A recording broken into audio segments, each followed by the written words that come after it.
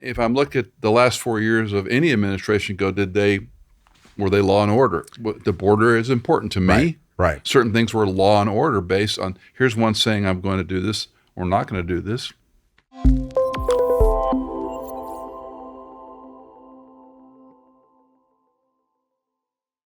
Welcome to the broadcast. This is Michael Easley in Context, and it's a great privilege today to have Stephen Mansfield in studio. Let me tell you a little bit about Stephen. We've been friends now, what, a dozen years maybe? At least. Yeah. You put up with me or I put up with you. And I knew about your awesome reputation long before that.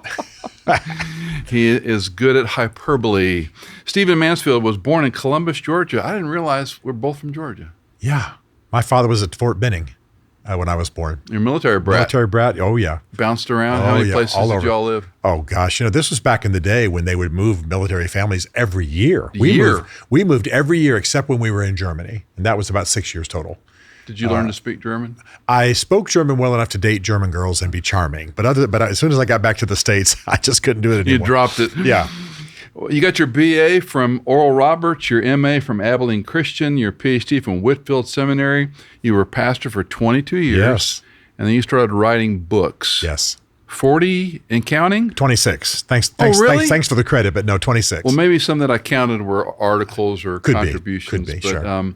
So what was the thing that moved you to say, I'm going to write a book? Because everybody thinks about writing books. They talk about it, but you've done it. I was enamored of the spoken word before I was enamored with the written word. I got enamored with Churchill, and I evolved speeches and gave them wherever I could, and did a lot of talks like that on the historical figures who moved me. And then one day there was a publisher sitting in the room when I gave one of my better talks on Churchill. We all have our ups and our downs. This was an up. Yeah. And that led to my first book, which was a book on Winston Churchill, and it won awards and sold big and all that kind of thing. And we took off from there. There you go. Yeah. There you go. You've given a TED Talk on the Kurds, which you and I interviewed on that book probably a year ago, maybe. You were kind enough to come on the program. You have a consulting firm called the Mansfield Group. You were back and forth between D.C. and Nashville, where you and your wife, Bev, keep homes in both locations. We talk about some of the books. I think we've talked about God and Guinness on the program. I think so. Manly Man on the program. Yes. For those that don't know about the Kurds, give them a little bit of a tease about the Kurds. Well, the Kurds are the largest people group in the world without their own homeland. 35 to 40 million of them now. Wow. Distributed northern Iraq, maybe 5 million, but then all through Europe, the rest of the Middle East. And what happened was, of course, I was pastoring, as you mentioned, here in Nashville, and they began to pour into Nashville because there had already been some Kurdish families located here. Saddam began to persecute them. This is the early 90s, and we began to help, and I fell in love with them. So I began to study their history. As far as I know, I never heard of a Kurd in a classroom prior to that in my life. Probably not. But I began to study their history, understand that they are the descendants of the ancient Medes.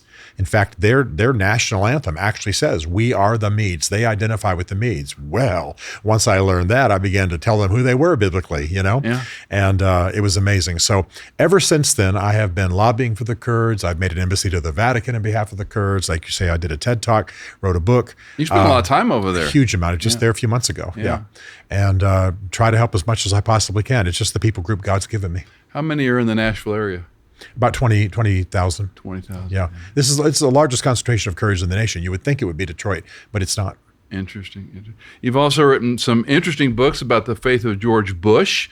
You mentioned Churchill, Derek Prince, a biography. Interesting. The Faith of the American Soldier, frontline book. American Heroes, 10 Tortured Words. The Faith of Barack Obama. Yeah. That got you some attention. Now you have to go with the standard joke. That must be a short book. That's what I hear that on the radio all the time. You wrote a book called "The Search for God and Guinness," which we mentioned. And by the way, that's just a delightful book. I still give that to people, and I say, if you drink beer or not, if you're a teetotal, this is a book you really need to understand. Yeah. Because is that perhaps where the reformers come up with this, we're eating and drinking to the glory of God? Yes. Yeah. I mean, the reformers, beer is all shot through church history, but Reformation history for sure. You know that Martin Luther's wife was a beer mistress, for heaven's sakes. He used to get paid for preaching with beer. During times of plague, they'd baptize babies in beer because they somehow... What's not to like? Exactly. I'm all for it. So anyway, and what's funny is, you probably know because you've read the book, and you and I have had a lot of dinners together and time together. I'm not much for beer. Right. But I love the story. I love the history. It's a phenomenal story. The Mormonizing of America, one I've not read of yours. Lincoln's Battle with God, Killing Jesus. Mansfield, Book of Manly Men, on and on it goes. Your newest one, is it Men on Fire? That'd be the latest, yeah. Okay. And then I paused a little bit to let them all settle into the market and not overdo it. What's the next one? Probably something on Christian statesmanship, more of a gift book for people in office. I'll probably do that and set up a foundation in D.C. that makes sure every congressman, every senator, everybody in the White House gets one. That's what we're working on. Interesting. Yeah, we got some stories to talk later about let's some of those. Let's do it. Well, one of the reason I wanted to get you back on the program was we talked to you prior to the election, and you and I traffic with a lot of people in this evangelical, fundamental, Bible-believing, in your case, a little bit of charismatic history and background, and mine a little more Reformed, dispensational. But in this bell curve of Christians, Stephen, there's so many people that are never Trumpers, to the red meat, always Trumper. He's God's anointed man for our country. Now we're into the new administration. And I just want to kind of tee it off with, first of all, your assessment of the election and where we are today. Yeah, the election was a bit of a surprise. I believed Trump would win. I believed he would win by a narrower margin. I was surprised by the margin. I don't know anybody, frankly, who prognosticates on these matters who actually saw that coming. Of course, some will say that they did, but they didn't. The bottom line is that the Democrats just ran a weak candidate. I'm sorry to dance on her political grave. She just was a weak candidate. Mm-hmm. There was no agenda, wasn't any clarity, et cetera, et cetera, et cetera. So he won. I think that we now are in the opening salvo of Trump's attempt to disrupt American government. I mean, this is something new in American history. We've never had a president step into office declaring war on what he's responsible for. So we can't use the previous measures. We can't say, well, in 100 days, he should have the following things done through Congress. He wants to blow up Congress. He wants to blow up, 90 departments. He wants to end much of what he's responsible for. So I think we're in a whole new world here. I'm a doctorate in history, as you know, and I paid a little attention to American presidential politics. We've just never seen anything like this. And so we can't use the standard measurements. But the bottom line is, I think the explosions that you're hearing are your government being blown up and hopefully remade constructively. But that's yet to be seen. There's the sense that a lot of the bravado, a lot of the deal-making part of him, he pushes really hard, and then there's some maybe pedaling back here and there a little bit. So you almost have to watch him with an explosive narrative going, this is going to tamper down a bit. Yet there's enough of his character that we've seen. Do you think he's really changed? Do you think he's learned some things? Or do you think we're going to still see these? No, I think that Donald Trump did learn from his first administration. It was far more chaos than he was comfortable with. It was less effective than he wanted it to be. And I think that he has come into office putting some smart people in place. Susie Wiles, for example, great chief of staff. She's going to keep him on message. And I think he knows what he wants to accomplish. So he's wiser, calmer, and you've put your finger right on it. A lot of what causes the press to set their hair on fire, 25% tariffs with Mexico. These are negotiating positions. This is a man who takes a baseball bat to your knees when he's trying to buy a New York building. You know what I mean? He was that's his background. He was mentored by Roy Cohn, for heaven's sakes. I mean, he's not going to play nice. So he really didn't want to enact a 25% tariff. He wanted Mexico to shut down its border. And now they've sent troops to the border, and he's backing off on the tariff. He'll do the same thing with Canada if they'll wake up and get the job done. And of course, China, he's all about shutting down China. So you have to take him with a little grain of salt. You have to realize what he's doing. But I think he's more effective. Whether you like what he's trying to be effective at or not, it's a different question. But he's more effective in this administration by far. So you and I've got some really close friends. I'm sure you do as well, who are never Trumpers. Right. They were never going to vote for him. They despise the man. And ostensibly we could list reasons why. Right. But when you were left with this, as you said, an unqualified candidate versus, crazy maker, if the way they articulate it, I mean, that's what we talked about before the election. Now what are we seeing? Are we seeing anybody going, okay, maybe this is not the end of the world? I'm not. I'd like to know what you're saying. I'm not. I see them just as devoted as ever. And by the way, you and I read some Greek, and the Greek word idiotes means unlearned ones. And I tell these guys, you're idiots. And then I tell them what it means so they don't think I just hate them, because some of them are my dearest friends. But, you've heard me say this before because we've talked by the hour. I believe that in politics, you are often and usually making a choice between hold your nose and hold your nose tighter. Right? You're not choosing between God and the devil. You're not choosing between ideal and evil. You're choosing along a sliding scale. And to be a never Trumper, or on the other hand, to be a Trump is the Messiah, are both stupid. Right? He's not perfect. He's maybe one of the most flawed men we've ever had in office. One of them, I'd say the top 10 for sure. And this is a man who is, it's absurd to shut him out and say he's going to do no good. It's also absurd to worship him. And by the way, if I'm talking about Christian never-Trumpers, we've got to give room for God to work and God to get things done. One of the interesting themes in American history is what presidents intended that the opposite actually happened. Right. Even down to appointing Supreme Court justices. So let's back off on the extremes and try to get something done here is my attitude. And you look back to even with Ronald Reagan, who you and I are old enough to have sure. looked back on these my golden first president, years. as an adult. Wonderful years. And we go, even from a Christian standpoint, if you parsed him as carefully, there were a lot of things you would disagree with. Sure. I mean, how many divorced presidents have we had? That was a big issue in those days. And it seems, I think it was, I forget, one of my guests made the comment, it's not the lesser of two evils. He said, who will lessen evil? Yeah. I thought that was very insightful. Very insightful. And if I'm looking at the last 4 years of any administration were they law and order? The border is important to me. Right. Certain things were law and order based on, here's one saying I'm going to do this or not going to do this. Yeah. No, I couldn't agree more. The reality is that we have to look at what a man's trying to accomplish. And the other thing too is that Donald Trump is devious. In a good way.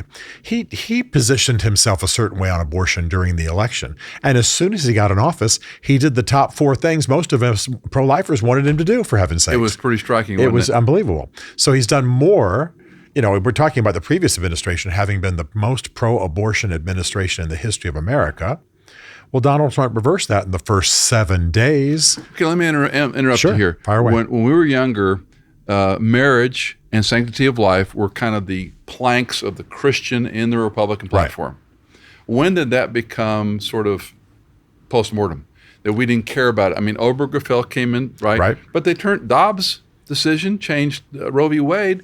So when did the Christian sort of jettison those planks going, well, now it doesn't matter anymore? I have seminary professor friends.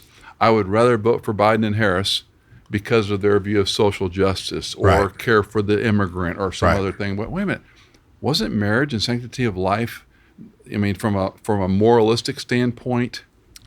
Yeah, I mean, I'm going to tell you, I'm going to say something very harsh, and you're going to get a lot of mail about this, but I think there's a huge amount of cowardice in the Christian community. The idea that we have to look the world in the face and say, you're just wrong. You're just morally wrong. God is not with this. And if you have seminary professors who are saying, well, let's change, the speed with which I see people in the church, Christian people, changing their views on social issues based on what's au courant in the culture is stunning. And I think it's just cowardice. We don't want to pay the price. I mean, we descend from people who were burned at the stake. We descend from people who were crucified. We descend from people who have been killed for their faith. But we can't bear a Supreme Court ruling that goes contrary to Scripture without going, okay, let me rethink this.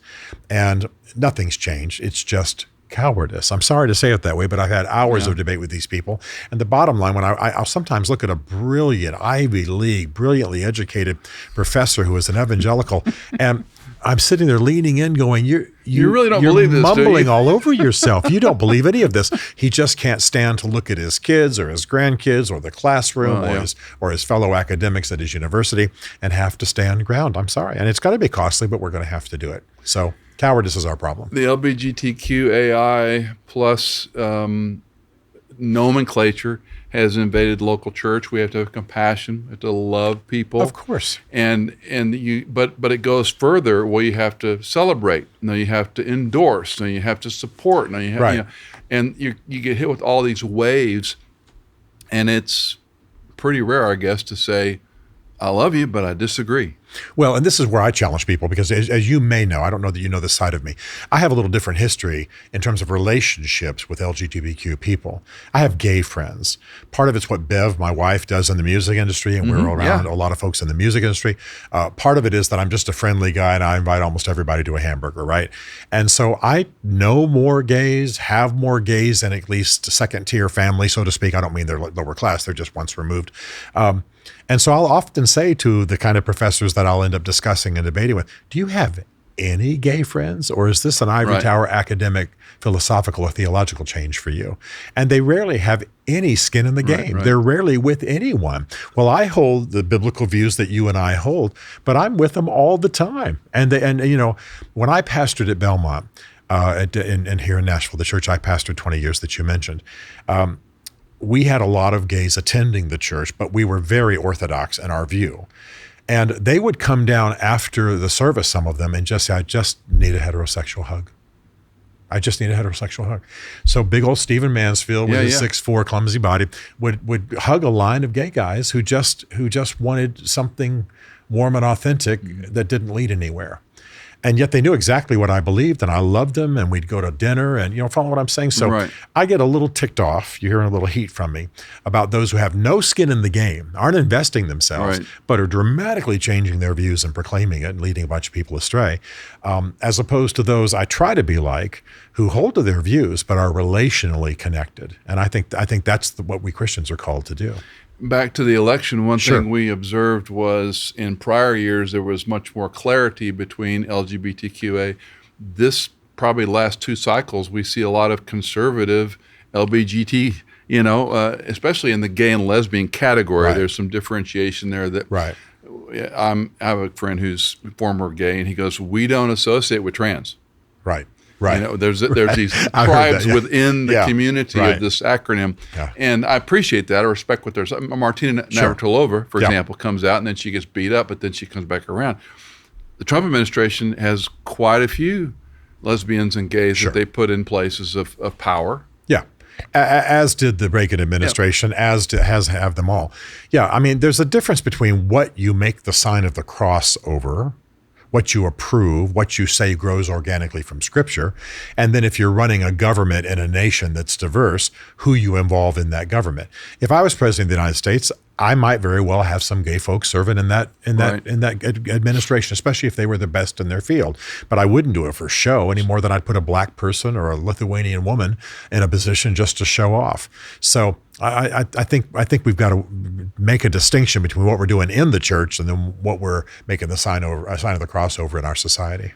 We've read a lot in media, and you're very steeped in media. We've read a lot about mainstream media. Right. And as a lot of our conservative friends say, an arm of the DNC. Yeah.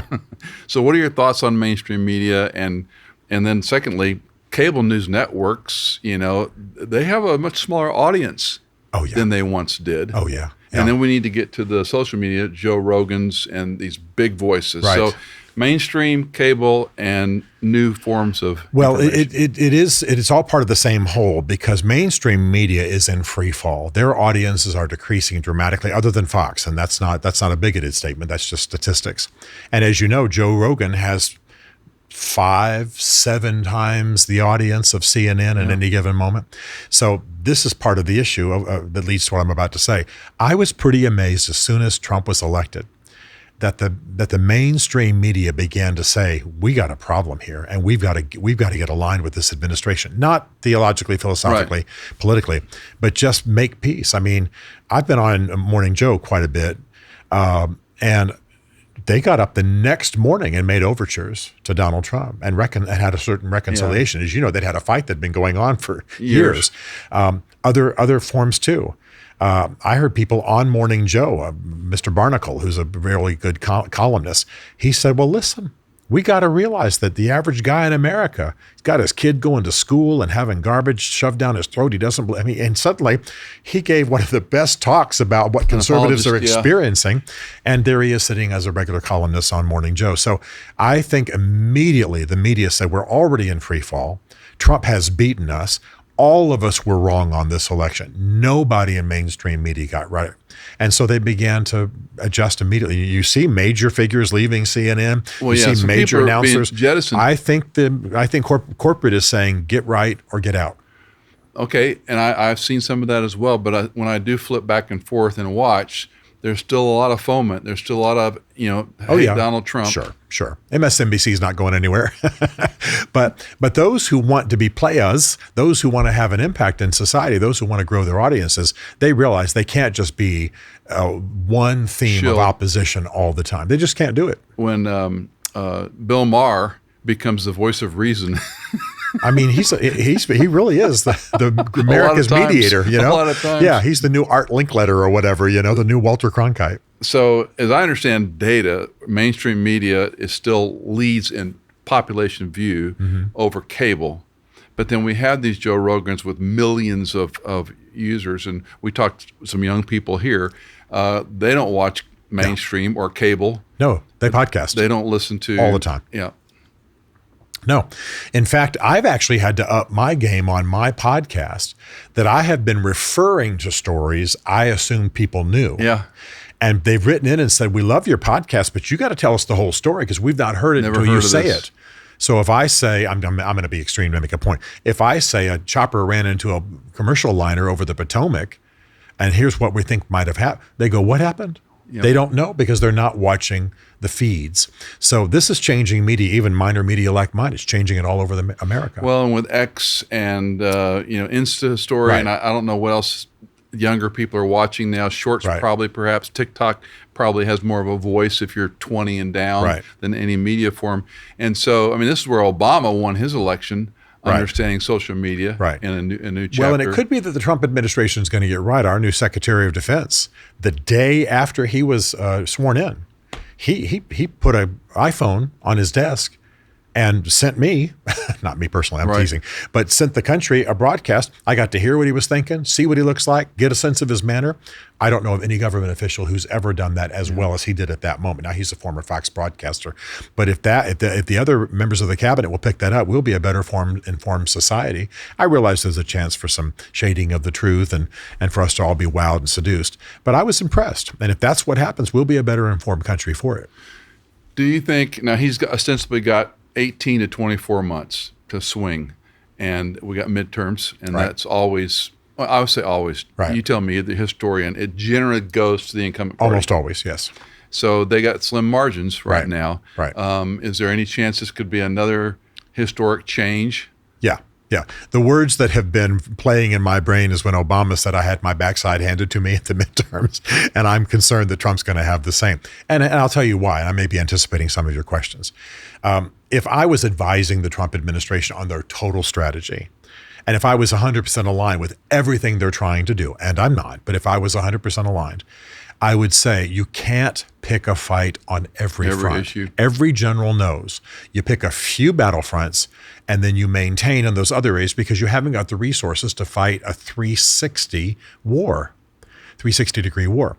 And that's what Trump is doing. He's picking a fight on every level. And already I have friends inside the administration like you do. They're already saying we are all going to be dead in 6 weeks because we're not just fighting one war. We're not just going after one nation. We are fighting 92 of them. And that was foolishness. You didn't have to shut down all foreign aid on one day, right? You didn't have to completely dismantle DEI overnight. This is his sense of drama, but he's going to have to now fight this through. His lawyers are going to be busy. I think it was a mistake. So all that's not going to be finished playing out by the midterms. And by the way, it's going to be fodder for the campaigns. From a strategy point, he's sure getting people busy on his enemies, busy on all these fronts. And so my sense is there's something really big coming, whether it's resolution 1 and 2 or whatever he tries to do. So we're fighting birthright right out of the gate. Right. That's probably a bridge too far, but maybe that was his strategy. Yeah, I don't mind him going after birthright The other thing too is you know that you can choose for yourself the intensity of your fight. Birthright needs to be chugging along down here, a slow train moving. It doesn't need to be the lead thing. The lead thing needs to be the southern border. The lead thing needs to be, and he just went after some of his favorite targets because he thinks it's red meat for the base. He thinks the red meat's going to rally.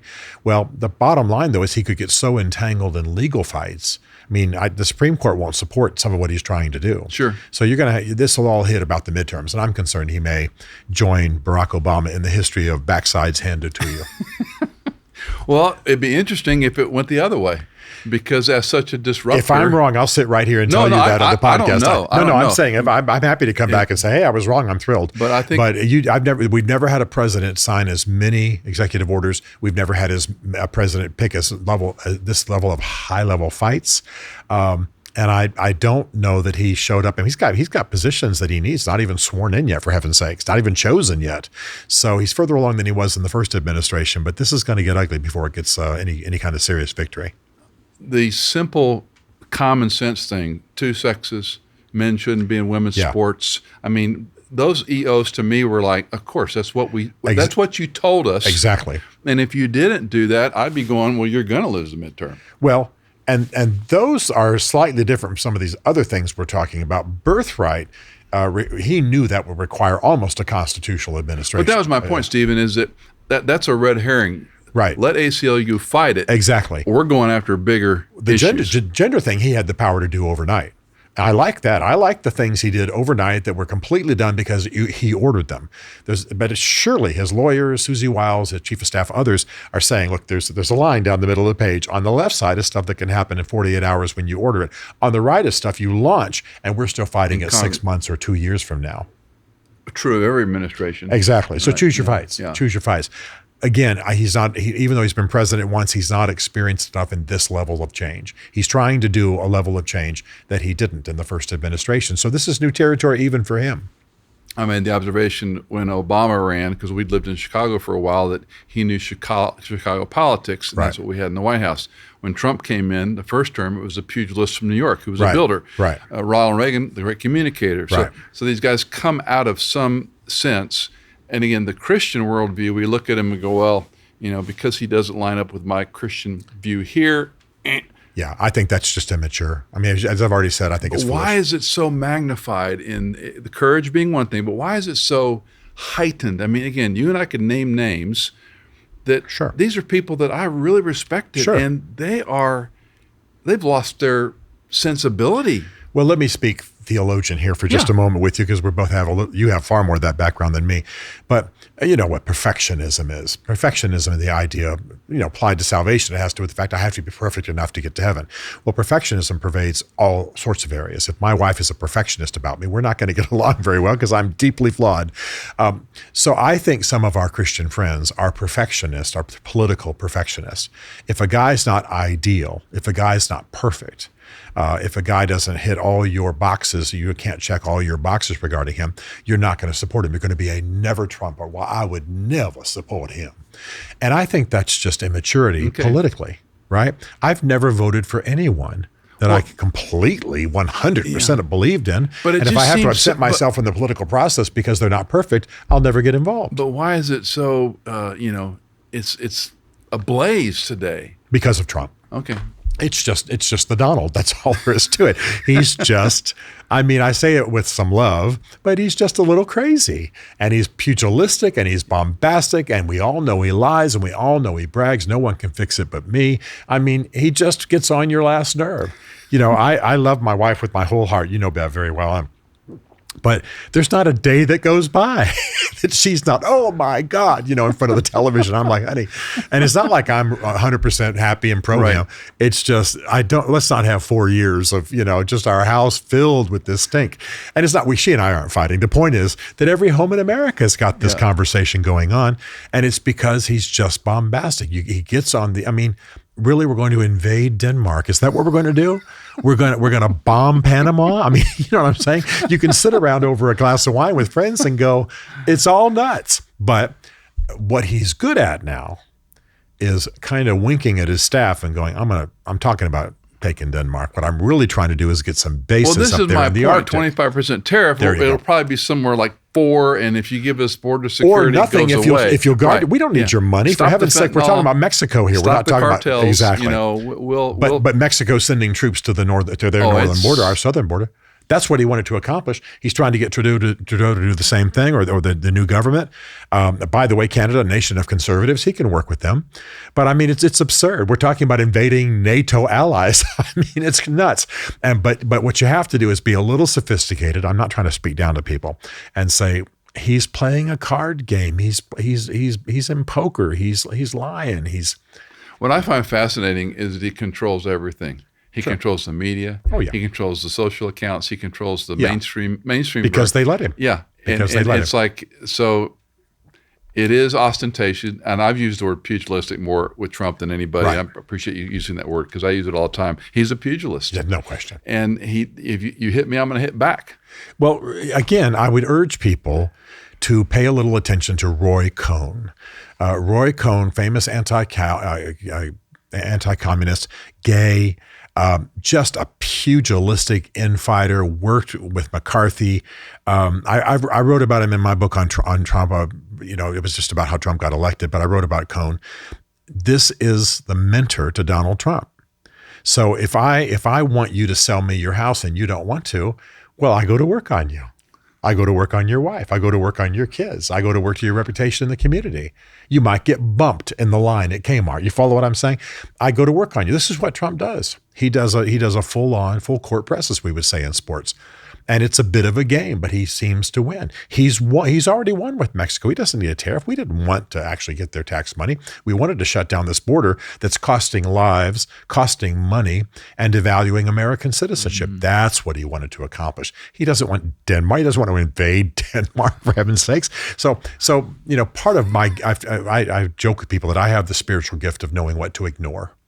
And sometimes I just go, it's not real. Relax. Well, I tell Cindy all the time, he can't help himself. He can't help himself. He just can't help himself. But mixed into the bravado and the lying and the ego and all the other stuff is a strategy. Hidden in there, inside the jelly bean, is the medicine, so to speak, as my mother used to say.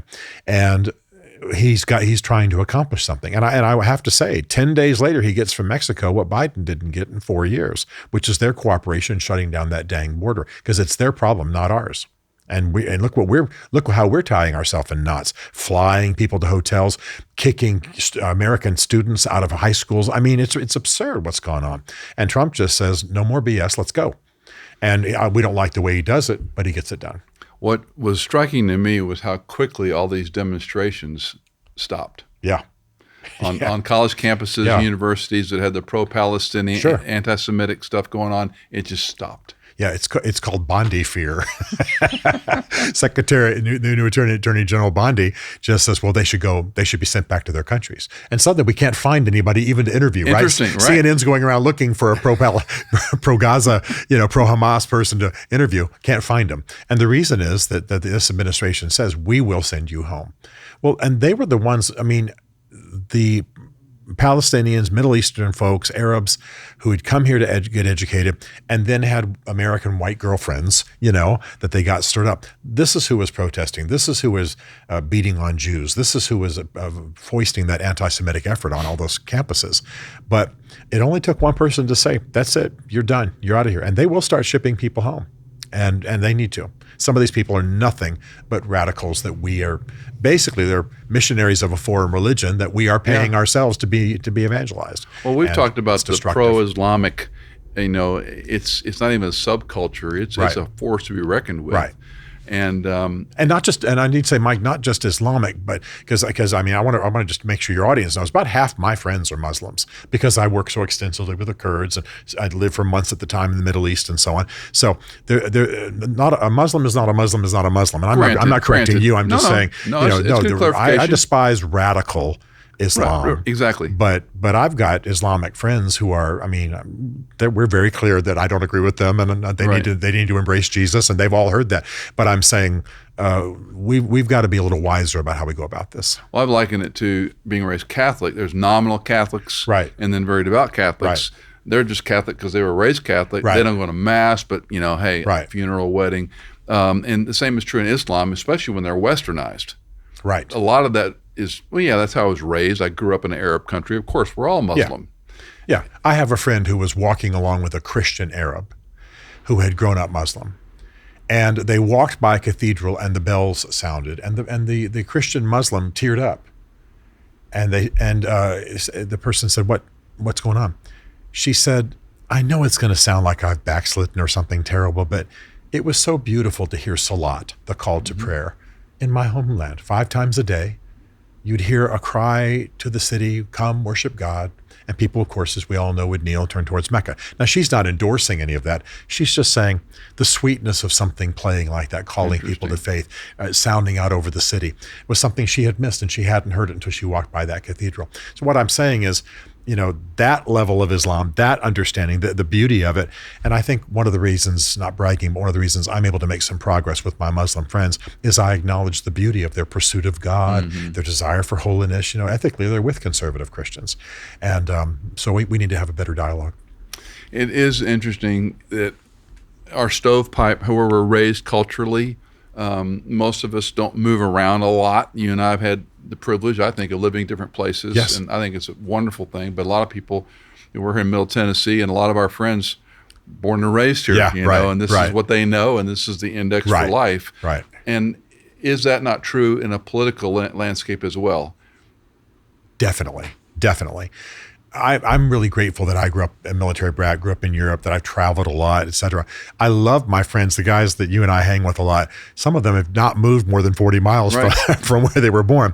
And it's not like they're stupid. They're very smart men. It's not right or wrong. It's just different. It's just different. And so every so often I'll hear an idea and I'll, I think you were sitting there one night, one of our buddies, we just need to get all the Muslims out of America. I'm like, well, what are you talking, And so, but I enjoy the dialogue. And your mama was army boots too. Exactly. I mean, it's just shut it down. Don't bring him in, Anyway, I love them all, but there is a breadth of understanding about how the world works. It doesn't mean you compromise your values. Doesn't mean you move away from your Christian moorings, but it does mean you're a little more politically astute about what needs to happen in public policy. And that's what we haven't had for a long time. So going forward, Yes. Younger people, they abhor politics. Yes. They abhor things that you and I consider important and dear. How do we encourage them to, you got to stay in the game? You look at a young woman like Riley Gaines, who was going to be a dentist. Yes, love her. And, a believer, and she just loved to swim. Her whole college, right from a childhood up, and swimming is a tough sport. 5 a.m. in the water, after school every day in the water, weekend tournaments, horrible sport. And that was, in that sense, makes incredible accomplishments. Her whole life is flipped, and she spends 5 years ostensibly fighting, hey, just guys shouldn't be in the women's dressing room. Guys shouldn't compete with women. Right. Common sense. Yeah. And overnight, it's changed. So you do have some young women like that, Allie, Betty Stuckey, women that are speaking. And I do think they have an audience that maybe you and I had 20 years ago in our little ecosystem. Do you see hope in those younger? I absolutely see hope. Let me give you an example outside of what we're talking about just for a moment. I have some connection to an organization that encourages capitalism. And I urge them to stop talking about capitalism, but to talk about the free market. Because when you survey the age group you're talking about, they hate the word capitalism. They hear crony capitalism, corruption, insider trading, all that kind of thing. But when you talk about the free market, they show up at the tune of about 97%. Interesting. They're not closet communists. They just hate the stuff that you and I hate, frankly. Right. Well, the same thing's true in politics. When you can remove the personalities from it, when you can remove the, blackballing of people and the destruction of people and the politics of personal destruction and criminalization of politics, and you talk about the good that can be done, they're in. And I'm seeing that. I'm seeing that a lot. Get them hooked to an issue, get them hooked to something they care about, show them the political process works, get them to take a little page out of Stephen Mansfield's book and know what to ignore, right? There's going to be a government shutdown from time to time on spending. They're going to meet in the middle and they're going to get it solved. You'll survive. Relax. This is actually a good process. And they go, And so I'm actually saying really good things. I spent, as you know, I have spent a lot of time on college campuses, and I see some good things happening once they just get over the latest CNN hair on fire broadcasts and realize the system works. What do you care about? Let's go. And by the way, you don't have to. Politics is not always a choice between Biden and Trump. It can be about other things. Well, and serving in general. I mean, one of the things the Catholics have schooled us in the pro-life movement because the Catholics never backed down. Never. When you have the March for Life, most of them are Catholics. No, that's absolutely right. That's absolutely right. And I disagree with a lot of Catholic theology, being raised as a Catholic. Sure. But at the end of the day, they stayed in the fight for a moral good that affects, is not just a good thing. This is life. Look, I'm as pro-life as you can be, but I work with Priests for Life, an organization I'm sure you're familiar with, and I admire those guys. They're courageous. Now, we joke and we laugh, and I was recently in one of their fellowship halls that had a big mirror balled up top. And I said, "What the heck is Father Jones doing with it?" I just have fun, and they laugh, and they realize I'm picking on them. But my point is, thank God for the Catholics. You may not know my story, but I was actually, my mother was urged to have an abortion, not because she was a down and outer, only because of a trouble of having lost previous children. The doctor said, "We just need to take this child."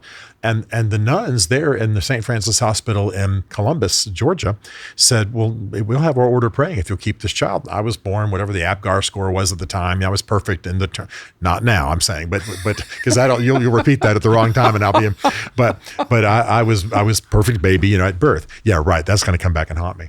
So my point is, thank God for the Roman Catholics and how they have taught us about the pro-life movement and how we can hold our ground. So I think the young are waking up to that. They're realizing there's some value in all this. And by the way, one of the things I'm finding helps us are documentaries.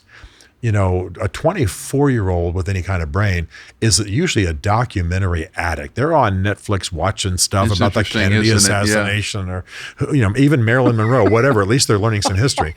And they'll come back to me and say, "Well, wait a minute now. We can make a difference, can't we? There were some good people back then." I'm like, "Yes, fool, wake up." You've heard Nate Bargatze. Oh, yeah. And his thing about he didn't read and everything. He goes, "I'm watching this documentary on Pearl Harbor." And he goes, I was surprised as they were.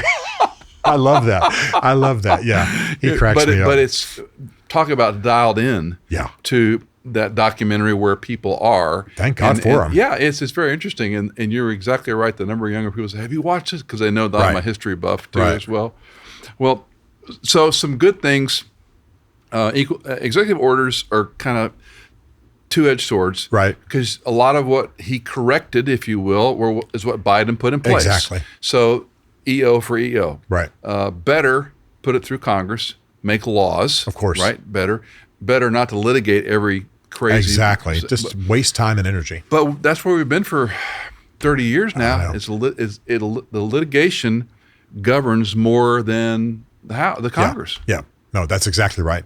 And Congress is broken. You and I both know. I'm sorry to say it because I have a lot of congressmen who are buddies of mine, male and female, all kinds of wonderful people, but it is absolutely broken. You can propose a law now and not even have to explain where the money is going to come from. Literally, a law can be passed and the budgetary features are not even explored.